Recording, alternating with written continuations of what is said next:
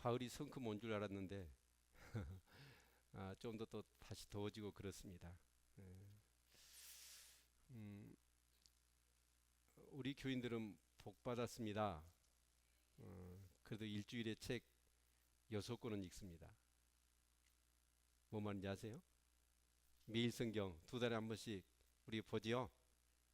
그래서 이제 이 고린도 이제 후서를 우리가 이렇게 묵상하게 되어지는데, 제가 이렇게 설교를 이제 주일날 매일 성경 본문에서 이렇게 하게 되는데, 여러분에게 은혜가 되려면 매일 성경 묵상을 꾸준히 하셔야 됩니다. 그럴 때 이렇게 이 설교가 여러분에게 더욱더 큰 은혜가 될 것입니다. 특히 또한 이제 고린도후서의 배경을 알고 성경을 우리가 보아야 더 큰 하나님의 그 성경을 통해서의 분명한 그런 메시지를 우리가 얻게 되겠죠. 그렇죠? 음, 어, 여러분 혼자 하기는 힘들겠지만 새벽에 나오셔서 같이 하시면 아마 더 깊이 말씀을 우리가 보게 될 것입니다. 어, 이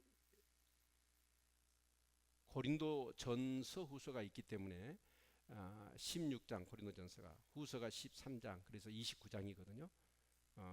그런 면으로 본다면 한 교회를 대상으로 해서 굉장히 많은 이렇게 글들을 이렇게 기록했다라는 것이죠. 문제는 이제 교회가 문제가 있기 때문이고, 또 그 문제를 해결하기 위해서 고린도전서를 썼는데 오히려 그 효과가 나오지 않고 더 많은 문제가 발생하므로 또 고린도후서를 기록해야만 했기 때문에 이렇게 이 많은 내용을 다룬 것 같아요. 그런데 그런 많은 내용을 다뤘기 때문에 오늘 우리는 많은 사도 바울을 통해서 교회나 또 목회자나 우리 성도나 직분자나 그런 부분에 대한 귀한 그런 말씀을 더 얻을 수 있었다라고 우리가 생각할 수가 있을 것입니다. 자, 우리가 고린도 전후서의 배경이 어떻게 되죠? 몇 차 전도 여행 때 고린도 교회가 세워지죠?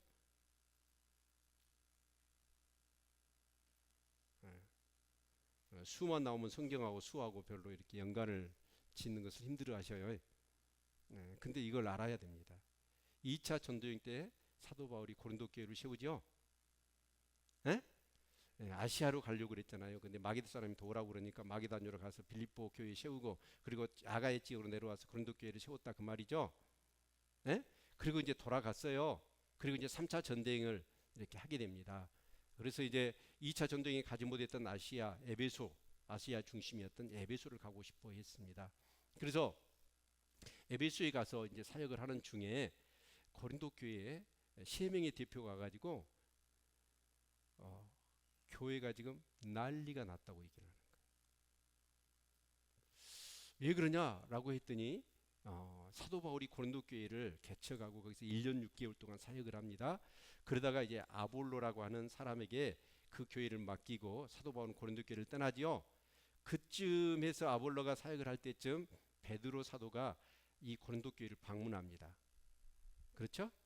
그래서 고린도 교회에 실제로 영향을 끼쳤던 사람은 사도 바울, 그 다음에 아볼로, 그 다음에 베드로입니다. 그러다 보니까 이 고린도 교회에 분파가 생겼어요. 어떤 분파죠? 처음에는 바울파, 그 다음에 순서대로 얘기한다면 아볼로파, 그 다음에 베드로, 베드로는 게바, 그러니까 게바파. 그런데 야, 우리가 어떻게 사람 파벌을 할 수 있느냐? 우린 그리스도파다 라고 해서 그리스도파가 하나 생겨서 4개의 파벌이 되죠. 그 파벌이 되어지면서, 그런데 한 가지 기억해야 될 것은 뭐냐면 사도 바울이 1차, 2차, 3차 전도행을 할 때 보면 그렇게 해서 전도를 하면서 교회를 막 지역마다 세운단 말이에요. 예, 세우는데 이 예루살렘 교회에 그 유대주의자들이 있어요. 근데 그런 사람들이 사도 바울이 교회를 세워놓고 가면 골로 가요. 거기 가가지고 뭐라고 얘기하냐면 사도 바울이 전하는 복음은 잘못됐다. 그래서 예수만 믿으면 구원받을 수 없고 율법을 지켜야 되고 할례도 해야 된다 라고 막 얘기를 하면서, 결정적인 문제는 뭘 일으켰냐면 사도 바울은 사도가 아니다. 그렇기 때문에 사도 바울이 가르치는 가르침은 잘못된 거다 라고 해서 교회를 막 분열을 시키고 어렵게 만들어 버린 거예요. 근데 한번 생각해 보십시오. 이제 이 정병인이라는 목사가 여기서 이제 목회를 하잖아요. 그런데 만약에요, 제가 신학교도 안 나오고 목사 안수도 안 받았어. 근데 그게 뽀록이 났어. 그러니까 교인들 가운데 정병인이는 신학교도 안 나왔대, 목사 안수도 안 받았대. 그런데 여기서 목사를 했대라고 이것이 밝혀지면 여러분 어떠실래요? 에? 또 이걸 잘못 들어가지고 정병인이는 신학교 안 나왔대. 목사 안수도 안 받. 그 얘기가 아니에요. 예를 든다면이에요. 에? 근데 그것이 만약에 뽀록이 났어. 그러면 아마 교회가 굉장한 어려움 가운데 처할 겁니다. 이 사도 바울, 그러면서 이제 정병이가 가르쳤던 모든 것들은 전부 다 뭐예요? 다 거짓이고 헛것이에요. 그런 식으로 지금 사도 바울이 교회를 개척해 놓으면 유대주의들이 가가지고 막 그렇게 해버린 거예요. 근데 세 명의 이 고린도 교회 대표가 에베소에서 이제 3년 동안 사도 바울이 에베소 사역을 하잖아요. 하는 그런 과정 속에 이 고린도에서 세 명의 대표가 가지고 보고를 하는 거예요. 지금 교회가 이렇게 파벌이 일어나고, 파벌 때문에 또 어떤 문제가 생기냐면 우상 숭배의 문제, 송사의 문제, 음행의 문제, 막 그런 여러 가지 문제로 인하여 정리가 안 되고 교회가 막 혼란스러워진 거예요. 그래서 이것을 어떻게 해야 될까요? 라고 했더니 사도 바울이 기도를 하면서 이제 하나님께 계시를 받아요. 그래서 이제 고린도 전서를 기록합니다. 그래서 그 고린도 전서를 이제 이 고린도 교회에 전달을 해요. 자, 그런데 그런 이 내용을 가지고 이제 고린도 교인들이 어때요? 정말 문제를 잘 해결했으면 좋아요. 그런데 고린도 교회가 오히려 더 문제가 심각해졌어. 왜 그러냐면 제 추측으로는 그래요. 그 네 개의 파벌이 있다 보니까 바울이 문제 해결에 대한 그런 내용의 고린도전서를 기록해서 보냈잖아요. 그러니까 바울파는 좋았겠지만 반대로 어째요? 게바파나 아볼로파나 그리스도파는 싫은 거예요. 그러겠죠? 교회는 그래요. 옳고 그름의 문제를 가지고 영적 싸움을 싸워야 되고 진리 싸움을 싸워야 되는데, 교회도 세상과 똑같이 우리 정치판 같이 여러분 파벌 싸움이 일어나. 그게 문제예요. 그래서 이제 오히려 더 문제가 되어지면서 극단적인 문제가 뭐였냐면 사도 바울은 사도가 아니다 라고 하면서 이제 오히려 막 더 교회가 혼란스러우고 어려워진 겁니다. 그래서 사도 바울은 어쩌냐? 고린도 교회를 자기가 직접 찾아가요.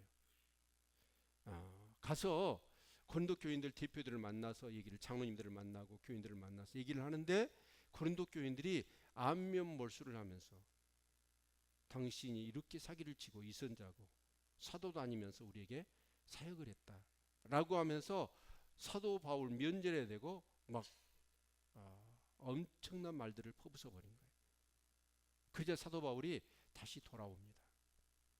돌아와서 이제 정말 그 일을 인하여 너무 마음 아파서 기도하고 있는 과정 속에 도저히 안 되겠다 싶어가지고 글을 다시 써요.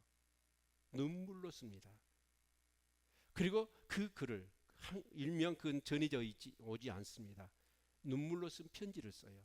편지를 써서 디도편에 이제 고린도 교회로 다시 전달을 해요. 그런데 이제 3년쯤 되니까 에베소 교회에 폭동이 일어납니다. 그래서 유대주의자들이 에베소 교회도 와가지고 사도 바울을 죽인다고 난리를 치는 거예요. 그래서 사도 바울이 에베소에 있지 못하고 마게도냐 지역으로 올라갑니다. 그렇게 가다가 마게도냐에 다 다를 쯤에 그 두로아, 그러니까 트로이 있죠? 트로이 목마 있는 그 지역에 뭐가 열리냐면 전도의 문이 열려요. 근데 사도 바울은 어떻습니까? 전도의 문이 열렸다 그러면 어때요? 고양이가 생선을 볼도 달라들어요. 그래서 복음 전하는 사람이에요. 사도 바울이 생리와 성격이 그래요. 그런데 성경에서 뭐라고 얘기하냐면 내가 디도를 만나지 못함으로 인하여 마음에 근심이 있어서 그냥 마게도냐로 직진한다, 그렇게 얘기를 합니다. 그러니까 사도 바울은 지금 어쩌냐? 고린도 교회 문제로 인하여 정말 오직 관심이 뭐예요? 고린도 교회가 평안을 찾고 교회가 회복되기를 원하는 그 마음뿐이에요. 그래서 드로아에 전도의 문이 열렸는데도 불구하고 사도 바울은 거기 가서 복음 전하지 않고 그냥 마게도냐로 가버려요. 그래서 마게도냐에 좀 머물러 있었더니 디도가 와요. 그래서 디도가 오니까 이 사도 바울이 어째요? 디도의 얼굴을 살폈겠지요. 근데 디도의 얼굴이 어째요? 훤해요. 그러면서 보고를 하는데 그 눈물로 쓴 편지를 가지고 고린도에 갔더니 고린도 교회 장로님들과 모든 성도님들이 그 사도 바울의 진정성을 받아들이면서 자신들이 잘못했다는 것을 뉘우치고 회개하고, 그러면서 그 유대주의자 그리고 거기에서 교회에 분란을 일으켰던 사람들을 어떻게요? 징계를 내리고 교회가 치유되고 안정되고 회복됐다는 얘기가 이제 디도가 이렇게 하는 거예요. 얼마나 사도 바울이 기뻤겠습니까? 에? 굉장히 기뻤겠죠. 그래서 사도 바울은 이제 마게도냐에서 어때요? 펜을 듭니다. 그래서 기록한 것이 바로 고린도 후서입니다. 아멘. 그러면 그 고린도 후서를 기록할 때 사도 바울은 어떤 마음일까요? 굉장히 기쁘고 고맙고 감사하는 마음도 있지만, 그러나 유대주의자들이 와서 고린도 교회에 잘못된 그런 가르침을 줬기 때문에 그런 것들이 근본적으로 그냥 봉합만 됐을 뿐이지 근본적인 어떤 그런 진리 안에 그런 복음이라고 하는 것, 율법과 그런 부분들에 대한 것들을 바로 인식하지 못하고 있어요. 그래서 여러 가지 자기의 어떤 그런 부분도 변명도 하고 사도에 대한 그런 문제 제기를 했기 때문에 자기의 변명 또 자기 자랑도 좀 하면서 그러면서 이 복음과 율법에 대한 내용들을 가르치고 있습니다. 이게 이제 고린도 후서의 전체적인 내용이라고 할 수가 있는 거예요. 이걸 알고 이제 여러분 숲을 보고 나무를 보면 은혜가 되겠죠. 아멘. 네. 그래서 고린도전서는 이렇게 기록됐고 고린도서는 또 이런 목적 가운데 기록됐다라는 것을 여러분 인식하고 고린도후서를 묵상하시기를 바랍니다. 아멘. 그래서 이제 1장, 2장의 내용을 보면 1장, 2장의 내용은 어떤 내용이었나요? 사도 바울이 정말 이로 내가 왜 그렇게 한난을 받았느냐? 그런데 그 한난 중에서 주님이 이로하심으로 그 이로를 가지고 또 어려움을 당하는 사람들을 이로할 수 있도록 나에게 고난을 주셨다. 그렇게 얘기를 해요. 그러면서 사도 바울이 그 고린도 교회가 그렇게 힘드니까 사도 바울이 한 번은 갔지만 또 고린도 교회를 계속 방문하고 싶고 그들의 아픔을 같이 나누고 싶고 그들의 문제를 해결하고 싶어서 가려고 여러 번 계획을 세웠어요. 그것도 어째 성령님이 말씀하셨어. 그런데 상황에 따라서 성령님의 어떤 그런 음성을 의지하다 보니까 그렇게 계획은 세웠지만 또 성령님이 가지 마라고 그러는 거예요. 그 가지 마라고 하는 성령님의 그 뜻의 의도를 살펴봤더니 내가 지금 이런 상황 가운데서 교회를 가면 사도 바울의 성격이 좀 불같잖아요. 그러다 보니까 이 상태로 가면 그 고린도 교회에 문제를 일으킨 사람을 내가 벌을 내리고 징계를 하고 그러다 보면 어때요? 지금 교회가 성령님이 만져야 될 텐데 자기 인위적으로 하다 보면 오히려 교회가 더 큰 근심과 어려움 가운데 있을 것 같아서 가려고 하는 마음은 많았지만 성령님이 말리더라. 그래서 여러분 가지 못했다라는 사실들을 변명하는 거예요. 에? 그러면서 2장 끄트머리에 무슨 얘기가 나와요? 너희는 그리스도의 향기라. 그런 얘기를 합니다. 그러면서 오늘 이 3장의 내용은 어떤 내용이냐면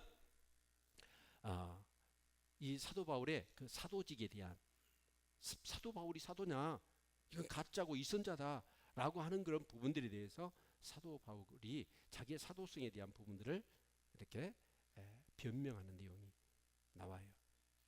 네. 그래서 여기 우리 한번 1절을 한번 볼까요? 우리가 다시 자천하기를 시작하겠느냐?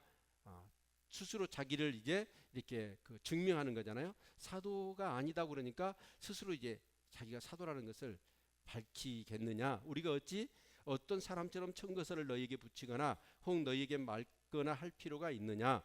근데 그 당시에 이제 많은 사람들이 예수님을 믿고 신앙생활을 하다가 은혜를 받았다고 하면서 이제 예루살렘 지역을 벗어나서 막 다른 이방 지역에 가서 막 복음을 전하는 거예요.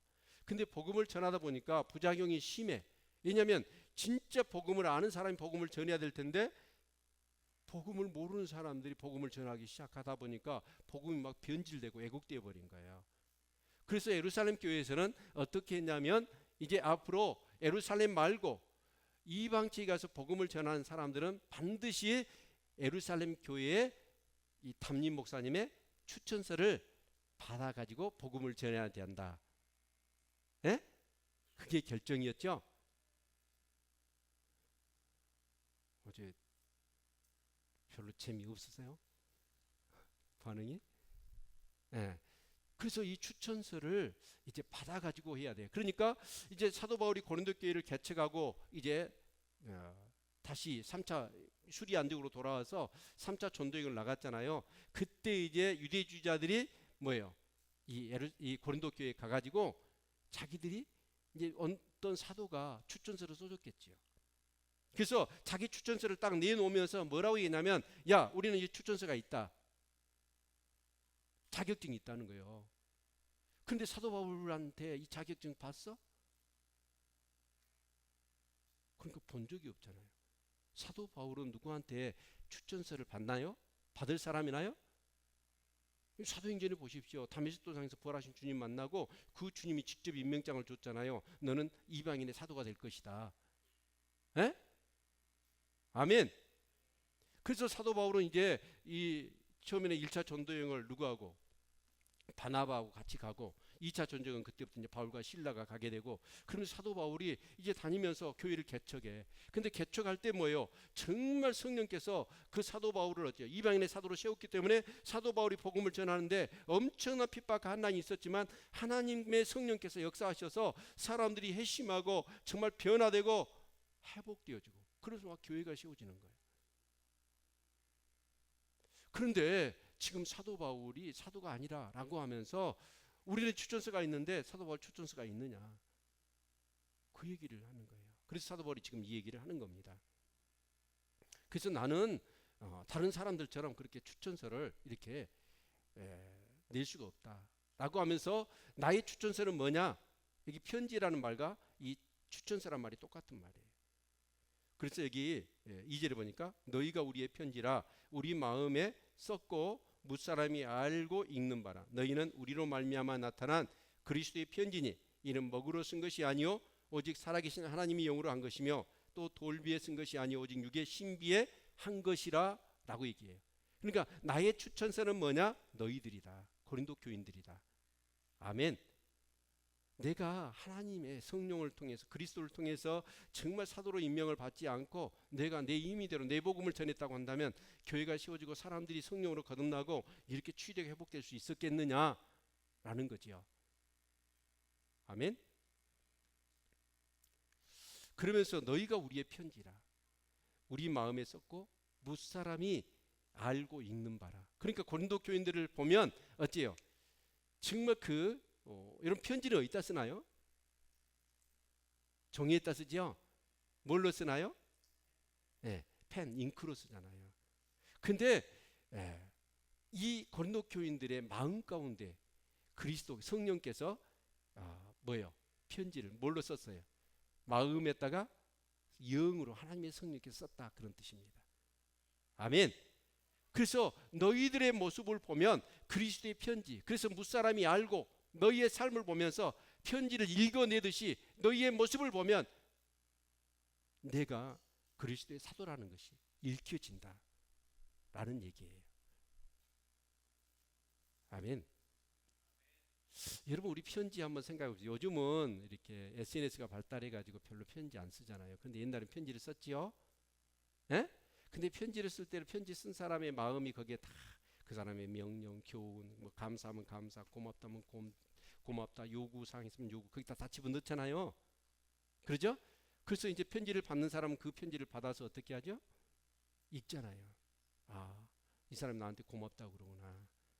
고마울 줄 아는 거 보니까 이 사람 정말 사람이 좋은 사람이구나. 막 이런 것들을 느끼잖아요. 그렇죠? 그래서 저와 여러분은 뭐라고요? 그리스도의 편지. 그러면 우리를 보고 알고 우리를 읽어요. 무사람이. 그러면서 편지를 보내신 분. 그러니까 재료가 뭐냐? 여러분, 종이가 아니라 우리예요. 우리에다가 예수님께서 뭐예요? 정말 예수님을 그대로 우리에게 성령으로 인하여 우리에게 기록해놨어. 아멘. 그래서 우리를 보고 무사람이 어째요? 읽어. 뭘 읽을까요? 와, 저 사람 보니까 좀 정말 예수님 보는 것 같고 예수님 만난 것 같고. 아멘. 네, 우리 한번 편지 한번 읽어볼까요? 제가 영상 한번 불 끄시고 편지를 한번 읽어봅시다.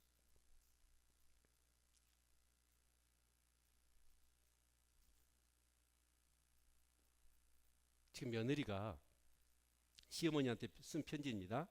한번 제가 읽어볼게요. 시부모님께 드립니다. 우리는 당신들의 기쁨조가 아닙니다. 나이 들면 애로워야 맞죠. 그리고 그 애로움을 견딜 줄 아는 사람이 성숙한 사람이고요.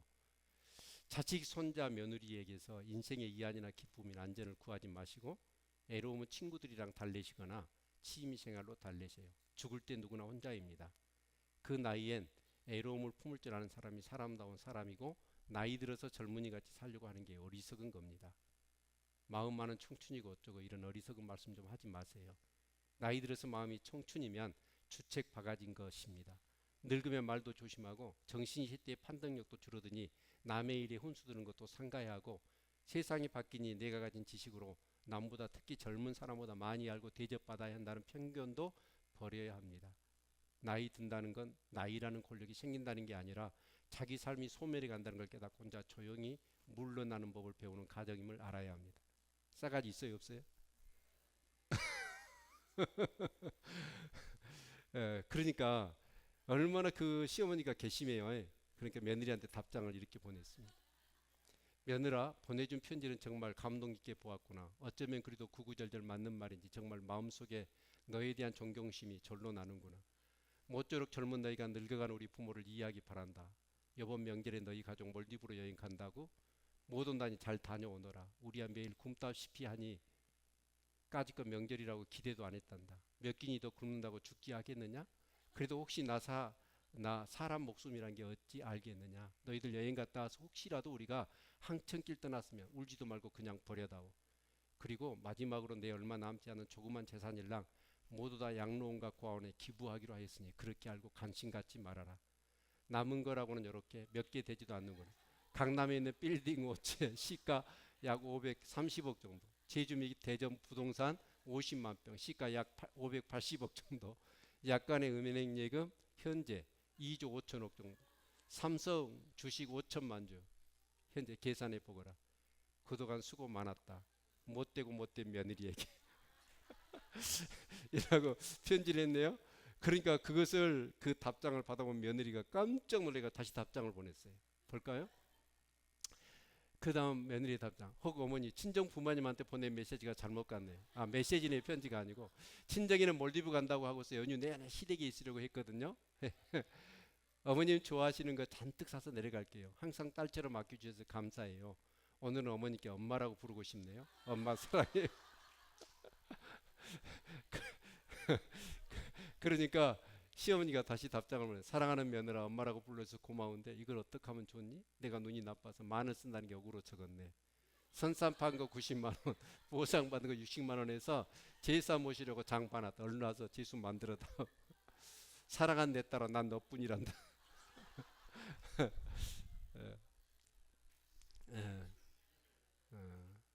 이 편지 보면 그 사람의 마음이나 모든 인물됨이나 그런 거 느낄 수 있죠. 그러죠? 그 사람이 쓴 글, 말하는 것들, 그런 것들을 보면 그 사람이 어떤 사람인가를 우리는 알 수 있어요. 여러분 보통 어떤 말들을 많이 하세요? 어떤 표현들을 자주 하세요? 사실 그런데 우리는 그리스도의 편지래요. 그러면 우리는 뭘 드러내야 될까요? 나를 통해서 내 생각과 내 감정을 드러내서는 안 돼요. 나를 통해서 그리스도가 드러나야 돼요. 그래서 우리는 그리스도의 편지인 거예요. 아멘? 여러분, 그래서 우리는 그렇습니다. 십자가 부활, 교회 다니면서 거듭나지 못하고 십자가 부활을 경험하지 못하고 정말 성령의 기름 부으심, 성령의 내주하심, 그것을 날마다 그것을 경험하지 못하고 살면 자기 부인이 안 돼요. 자기 부인이라는 것을 우리 구속사 시간에 어떻게 제가 설명했나요? 자기 부인이 뭐예요? 양호키예요. 제가 이런 표현 자주 쓰는데, 여러분 자기 부인은 뭐예요? 들려오는 하나님의 말씀과 내 생각이 충돌할 때 내 생각을 내려놓는 것. 이게 자기 부인이에요. 우리는 지금까지 살아오면서 자아 중심적인 삶을 살았어요. 근데 우리가 성령으로 거듭났습니다. 정말 십자가에서 주님의 죽으신것 같이 나도 죽었어. 그리고 예수 그리스도께서 부활하신 것 같이 새로운 새 몸으로 우리는 거듭난 거, 하나님의 자녀로. 그래서 우리는 어떻습니까? 이제는 나는 죽은 삶이야. 나를 통해서 누가 드러나야 돼요? 예수 그리스도가 드러나는 삶을 사는 것이 크리스찬입니다. 아멘. 이게 성도고. 그래서 우리는 끊임없이 어떻습니까? 나를 부인하는 거예요. 내 감정, 내 욕심, 내 생각, 내 마음, 내 가치관, 그걸 내려놔야 돼. 그때마다 성령님이 어쩌습니까? 말씀하십니다. 여러분, 성령님께서 내게서 정말 말씀하시죠? 우리가 들은 말씀을 통해서, 수없이 경험을 통해서 하나님께서 들려주신 은혜의 말씀들이 내 안에 성령께서 계속 말씀하셔요. 가장 극단적인 간단한 얘기가 뭐예요? 우리는 자꾸 사람이 미워지잖아요. 판단하잖아요. 근데 성령님 뭐라고 그래요? 그러면 그런 사람 미워하라고 그래요? 확 가서 때려부고 죽여버리라고 그래요? 우리의 자아는 내가 피해를 당하고 억울함을 당하면 그런 사람이 원수가 되어서 막 죽이고 싶고 막 저주하잖아요. 욕하잖아요. 그런데 성령님은 뭐라고 그러세요? 내 안에서 그 원수를 사랑하라고 말씀하셔요. 그때 나를 부인해요. 내 생각을 내놓지 않으면 우린 그리스도의 편지가 되지 못해요. 그리고 우리는 그렇습니다. 성령님은 또 다른 인격체입니다. 하나님이 내 안에 계신, 너희 안에 거하시는 이는 하나님이시니 너희로 소원을 두고 행하게 하신다고 그랬거든요. 우리 안에 막 소원을 주셔. 정말 그리스도의 편지로 살아가도록, 그리스도의 성품으로 정말 그리스도를 드러내는 삶을 살도록 성령님은 내 안에서 말씀하신단 말이에요. 그런데 내가 어째요? 부인하지 못하고 내 욕심, 내 몸, 내 어떤 그런 이익과 내 어떤 자신의 자존심을 위해서 성령님의 그 음성을 무시하고 내 생각과 내 감정대로 살아보세요. 성령님 나를 떠나지는 않으셔요. 그러나 그 성령님은 없는 것 같이 계셔버려요. 그러면 이제 육적인 감정이나 유혹이, 어려움이 내게 찾아와요. 그러면 어째요? 성령님의 도움을 받을 수가 없어. 액면 그대로 그 고통과 그 갈등과 그 근심과 괴로움은 내가 다 당해야 돼. 근데 성령님이 말씀하신 대로 막 내 자아를 내려놓고 부인하면서 성령님의 뜻을 따라 살아보기 시작해 보세요. 그러면 성령님이 내 안에서 막 엄청나게 기뻐하십니다. 그리고 활동을 전개하셔요. 내 전 인격을 막 사로잡고 내 심지어는 영까지, 내 육체까지 사로잡아서 정말 그리스도의 편지로 살아가도록, 하나님의 말씀에 따라 살아가도록, 그럴 때 성령이 내 안에 기쁘고 내 안에서 앙성하게 존재감을 드러낼 때 나는 어쩌죠? 내 영이 기뻐요. 막 영적인 힘이 생겨. 그래서 전에는 막 넘어가고 정말 타협해버렸고 정말 변질되었던 내 삶의 모습 가운데 그 성령의 뜻을 따라 살아가니까 막 힘이 생기는 거예요. 기쁨이 생겨요. 그래서 점점 더 어째요? 심지어는 어째요? 내가 생각하고 말하고 심지어는 얼굴 표정 하나까지라도 주님을 닮고 싶어져. 그렇게 살아갈 때 내 삶 가운데 하나님의 임재가 있고 영광이 있고 기름 부음이 있고 능력이 나오는 거예요. 그래서 그런 원수들이 어째요? 정말 내 앞에서 무릎을 꿇는 역사가 일어나고 하나님을 찬양하는 역사가 일어나게 될 것입니다. 우리는 그렇습니다. 여러분 세례 받을 때 우린 전부 다 하나님 앞에 성령 하나님 앞에 약속했어요. 뭐죠? 세례 받을 때 공예배는 다 참석하기로, 11조 하기로. 아멘. 재직이 됐을 때 우리는 새벽기도, 모든 교회에서 드려지는 예배 생활은 철저히 참여하기로 하나님 앞에 약속했습니다. 여러분은 애써 예면하고 잊어버리려고 하지만 성령님은 어때요? 그걸 너무나 잘 알고 계셔. 그래서 끊임없이 그 성령님께서는 우리에게 말씀하시는 거예요. 그럼에도 불구하고 내가 힘들다고, 내가 어렵다고, 내가 피곤하다고 그거 무시해 보세요. 하나 무시하기가 쉽지, 어렵지. 한 번, 두 번. 그러면 어때요? 이제는 성령님이 내 안에 주인이 아니고 왕이 아니에요. 내가 여전히 주인이야. 기쁨이 없어, 자유함이 없어. 그래서 그리스도의 편지로 우리는 살아가지 못해. 아침에 차를 타고 가는데 아내가 한 2, 3일 좀 몸이 안 좋았거든요. 근데 이렇게 옆모습을 보니까 얘가 뭐가 낫더라고.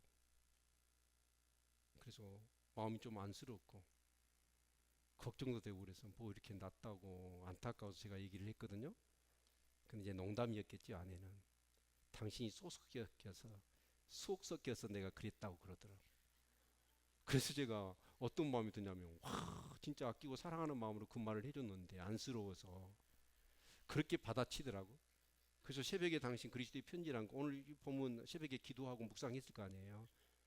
그러면 그리스도의 편지가 아니라 당신은 지금 사단의 편지 노릇을 하고 있다. 아니 정말이에요. 순간순간 이제 아내는 이제 오면서 제가 설교 때 그 얘기를 했거든 남학에서. 그러니까 당신 앞에서 농담도 못 하겠다고 그러더라고요. 근데 여러분 그렇습니다. 내가 말하는 거, 내가 표현을 자주 하고 내 얼굴을 어떻게 표정 관리를 하느냐. 진짜 그리스도의 편지가 되셔야 돼. 그러기 위해서는 나를 내려놔야 돼. 아멘. 우리 옆 사람 얼굴은 그리스도 편지인가 아니면 사단의 편지, 사단 삼촌의 편지 같은 거 한번 봐보세요. 어째요? 그리스도 편지 같으세요? 네, 그러셔야죠.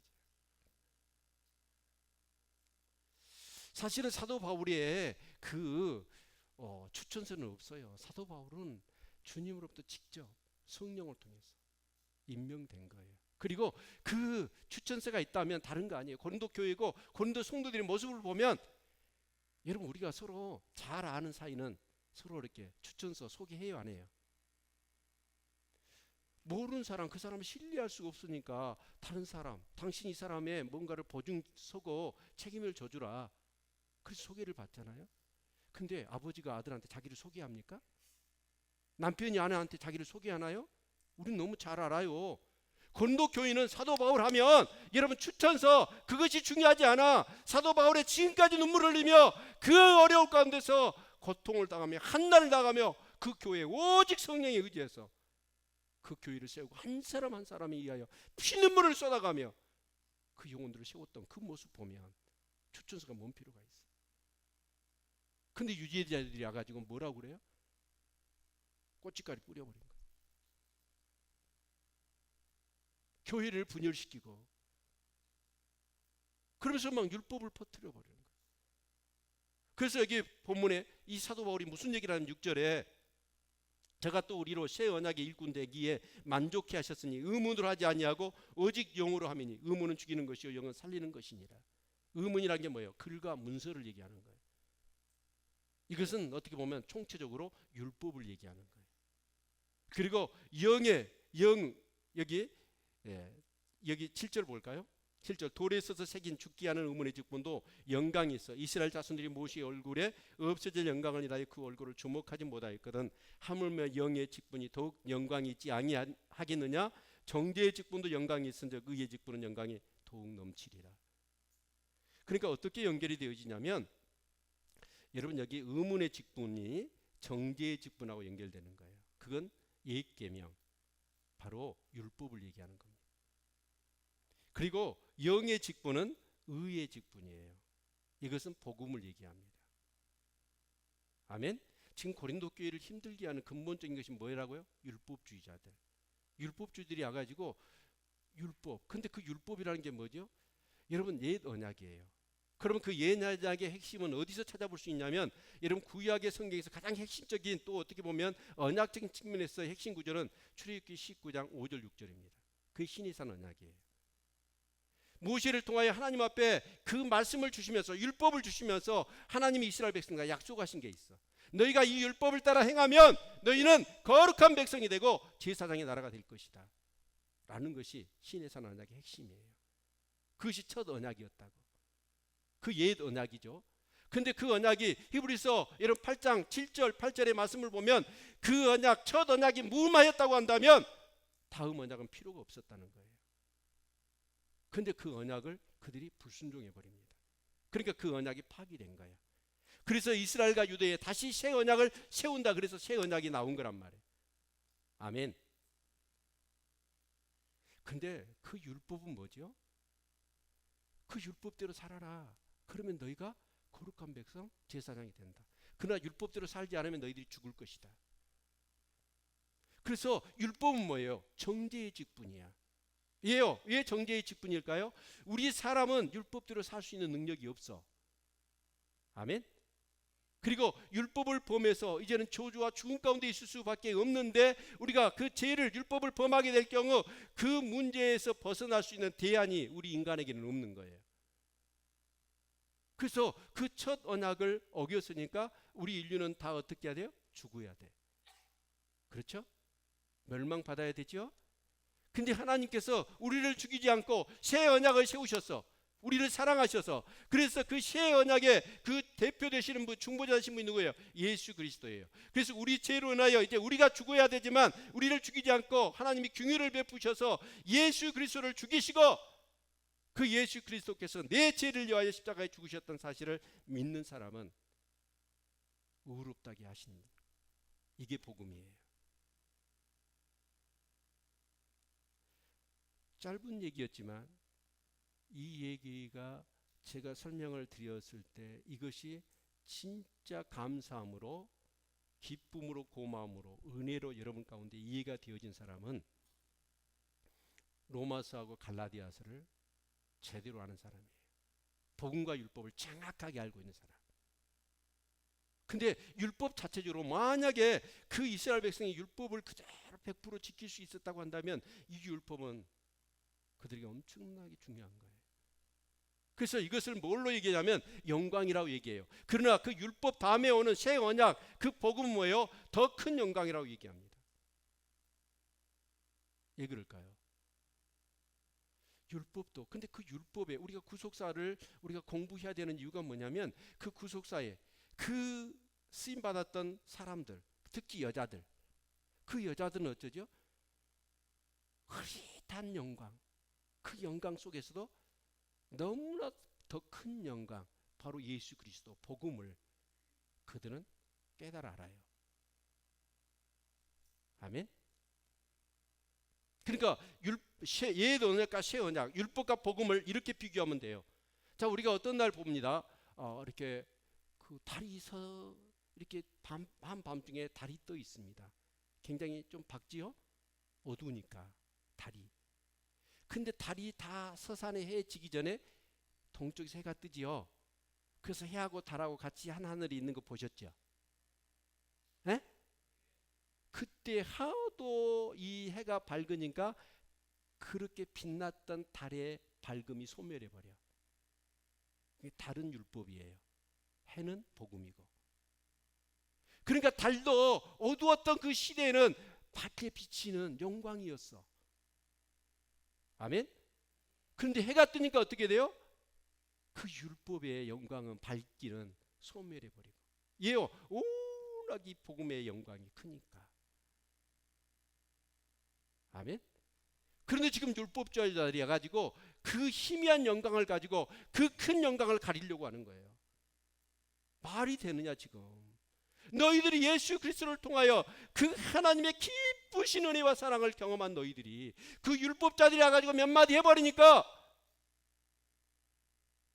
그 영광은 보지를 못하고. 그래서 그것을 어떻게 표현하냐면 모세가 시내산에서 하나님과 독대하고 율법을 받아가지고 내려오잖아요. 그럴 때 무엇이 얼굴이었죠? 광채가 났다고 그랬어. 저도 좀 광채가 나잖아요. 그죠? 근데 이 광채가 나니까 이스라엘 백성들이 어째요? 눈을 뜰 수가 없는 거예요. 그래서 모세가 어째요? 수건으로 가렸어. 근데 모세가 여러분 의문에 속한, 어떻게 보면 율법의 직분자였단 말이에요. 그럼에도 불구하고 모세의 얼굴이 빛났어. 근데 그 빛난 영광은 어째요? 언젠가는 가리워질 거야. 소멸할 거야. 달처럼. 에?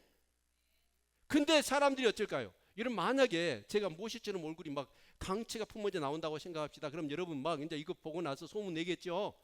와, 우리 정백인 목사는 막 얼굴에서 광채가 모세처럼 나온다. 그러면 어째요? 막 사람들이 구경하려고 오겠죠. 에? 올까요, 안 올까요? 오지요, 당연히. 막 이제 해외 토픽에 나오고 막 외국에서 비행기 타고 막 우리 교회로 몰려올 거예요. 그랬으면 좋겠네. 그런데 제 얼굴에 광채 보러 와야 돼요? 말씀 들으러 와야 돼요? 예, 제 얼굴에 빛 보러 와야 돼요? 은혜 받으러 와야 돼요? 은혜 받으러 와야지. 그런데 모세가 예수가 오늘 얼굴을 가렸나? 그것이 영원하지 않은 순간적인 어떤 그런 영광인데 그것에 사람들이 취해 있을까 싶어서 수건을 가려버린 거랍니다. 그런데 여러분, 그 영의 직분, 의의 직분, 이건 그 모세가 받았던 의문에 속한 율법의 그 직분자의 영광과는 비교할 수 없는 큰 영광이라고. 그것은 잠시 있다가 없어질 것이지만 이 사도 바울이 주의 성령을 통하여 정말 받은 이 복음의 이 영광은 영원한 거예요. 그리고 크기는 비교할 수 없는 큰 것이다. 지금 성경에 있는 얘기 그대로 제가 하고 있어요. 아멘. 여러분, 정말 그렇습니다. 이 복음을, 예수 그리스도, 정말 성령의 놀라운 그 역사, 그걸 통하여 얻게 되는 이 은혜의 영광, 그것을 경험한 저와 여러분. 그래서 하나님께서 저와 여러분을 어떻게 부르셨어요? 새 언약의 일꾼으로, 하나님 의의 직분자로, 여러분 생명을 살리는 생명의 직분자로 우리를 불러주신 줄로 믿습니다. 그러면 이 직분이라는 게 얼마나 귀한 거예요? 그렇죠? 아멘. 제가 좀 나이가 들었는가 봐요. 그래서 어떤 이렇게 나이 드신 분들이 요즘은 깊이 생각이 되어져요. 그런데 간혹 이제 목사님들이 이렇게 모였다가 차를 마시러 가려면 1인드로 갑니다. 1인들은 노인복지관이죠. 근데 차값이 싸요. 커피값이. 그래서 이제 목사님들이 골로 가는데 저는 이제 머리가 없으니까 나이를 한 13살 위로 보니까 거기에 가도 저는 괜찮아요. 근데 좀 젊은 목사님들이 가면 영 어려워하더라고. 나 아직 여기 올 때 아닌데. 그래요. 근데 거기 가서 보면 그래도 그 이랜드 복지관은요, 이렇게 사회에 은퇴하기 전에, 현직에서 물러나기 전에 그래도 좀 힘께나 쓰는 사람들이 오는 거예요. 예요. 나이 들어서 매일 거기 가서 차 마실 수 있는 사람은 누굴까요? 그래서 누가 아는 사람, 친구나 아는 사람이 차 사주라고 하면 사주기도 하고, 또 그러다가 얘기 나누다 보면 점심 먹으러 가시에 그러면 어째요? 내 밥도 사 먹고 다른 사람도 밥도 사줄 만한, 그래도 용돈 3, 4만 원 매일 담고 다닐 수 있는 사람, 에? 그런 사람이 거기 가는 거예요. 근데 진짜 복지 혜택을 받아야 할 사람은 거기 오지를 못해. 차 하나 살 그런 어떤 생활이 안 되는 분들. 근데 그런 사람들을 보면 제법 어때요? 나이 들었음에도 불구하고 어때요? 옷을 입은 것이나 막 신고 있는 것이나 그런 얼굴 모습을 보면 이런 생각이 들어요. 야, 저 사람들이 현직에 있을 때는 꽤나 좀 힘 좀 썼겠다, 잘 나갔겠다 라는 생각이 들어요. 그런데 그런 사람이 은퇴하고 여러분 나이 들어서 직분 내려놓으니까 진짜 좀 아무리 옷을 잘 입어도요, 힘이 없어 보이고요, 안타까워 보이더라. 여러분, 직분이라는 게 어떤 건가요? 여러분, 내가 직분 현직에 있을 때 어째요? 그래도 내 존재감, 내 가치, 뭔가 내 어떤 그런 삶의 보람을 느끼는 거죠. 그런데 그 직분 내려놔 보세요. 좀 초라해, 저 사람. 근데 저와 여러분을 하나님 어째요? 새 언약의 일꾼으로, 의의 직분자로 성령을 통해서 우리를 불러주셨잖아요. 그렇죠? 이 직분을 통해서 저와 여러분은 뭐 하냐? 내 자존감, 내 가치, 내 삶의 보람, 그 하나님이 나를 구원하시고 부르심의 그 영광, 그것을 맛보는 거예요. 그래서 이 직분은 엄청난 축복입니다. 그렇죠? 아멘? 그래서 여러분 정말 목사, 장로, 권사, 여러분 안수집사, 여러분 서리집사, 그리고 교사, 목자, 이것은 하나님께서 내게 주신 새 언약의 직분이란 말이에요. 그러면 우리는 어떻게 살아야 돼요? 하나님께서 이 엄청난 직분을 주셨으니까 이 명예, 이것을 위하여 내 생명을 걸 수 있어야 돼요. 아멘. 명예를 최고로 얘기해야 돼. 이런 말이 있습니다. 호랑이는 죽어서 가죽을 남기고 사람은 죽어서 뭘 남겨요? 이름을 남겨요. 근데 거꾸로 해볼까요? 사람은 죽어서, 호랑이는 죽어서 이름을 남기고 사람은 죽어서 가죽을 남긴대. 근데 오늘 많은 사람이 그렇게 살아요. 최근에 우리는 뉴스를 보면서 정치권에 여러분 부장검사, 검사장, 판사, 그런 사람이 줄줄이 구속되는 걸 봅니다. 지금 법을 수호하고 정의 사회의 기준이 되어야 될 사람들, 여러분 아무나 검사장이 되고 여러분 정말 판사가 될 수 있나요? 엄청나게 어려운 거예요. 엄청난 명예스럽고 어떻게 보면 한국의 대한민국이라는 한 나라의 그런 어떤 정의와 의로운 사회의 기준이 되어야 될 영광스러운 직분의 사람들. 근데 그런 사람들이 자기 육신의 욕심을 위하여 법도 정의도 의도 무시한 채 자기 가죽을 위하여 살아, 육체를 위하여 살아. 그러다가 어떻게 됩니까? 그 사람의 이름들 얼마나 불명예스럽습니까? 우리 전도서 7장 1절을 보겠습니다.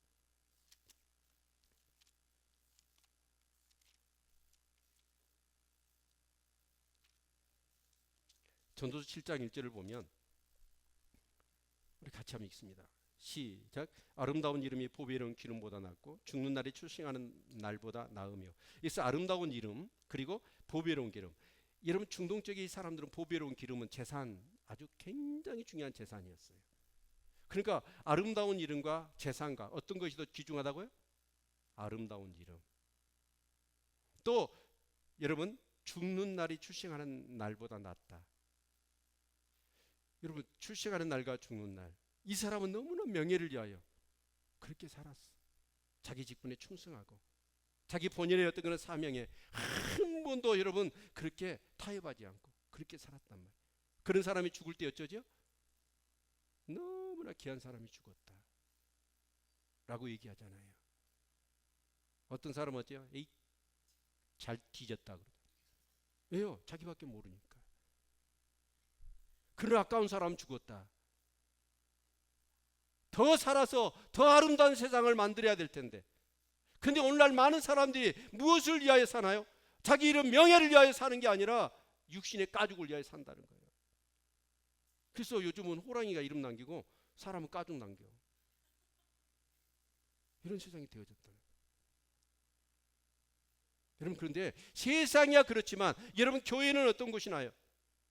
하나님께서 주시는 이 직분의 명예, 이것을 가장 소중하게 여기시기를 축원합니다. 사도 바울은 타협하지 않습니다. 자기 어떤 그런 이 명예를 불명예로 거짓 것으로 정말 사도도 아닌 자가 사도라고 막 그러면서 그 가르침 복음 모든 것을 다 싸잡아서 이 율법주의자들이 뭐 알지도 못하는 애들이 와가지고 여러분 그렇게 얘기를 하니까 이게 얼마나 부끄러운 일이에요. 기가 막힐 일이잖아요. 저는 우리 교회 성도님들이 그리고 우리 교회 직분자들이 그랬으면 좋겠어요. 나의 직분의 명예, 하나님께서 부여하신 직분의 명예, 새 언약의 일꾼, 의의 직분, 생명을 살리는 직분, 이것을 위해서 여러분의 생명을 걸고 목숨을 걸고 모든 것을 다하여 그 직분을 감당할 수 있기를 축원합니다.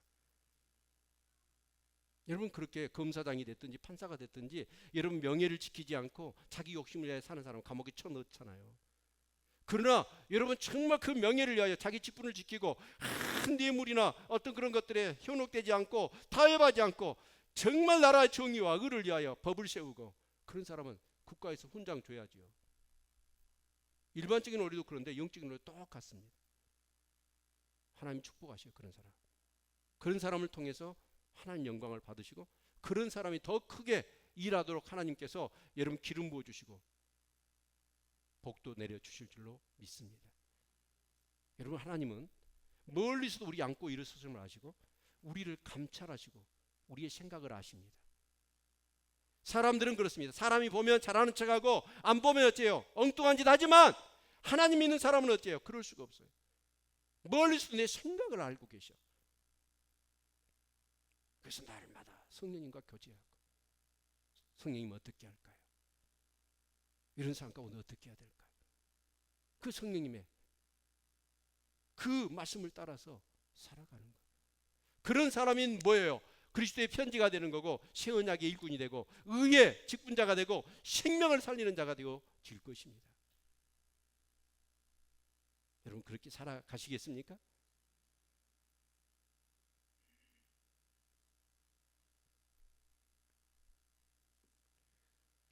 여러분 이 고린도후서를 통해서 정말 하나님의 은혜가 넘치시기를 주의 이름으로 축원을 드립니다.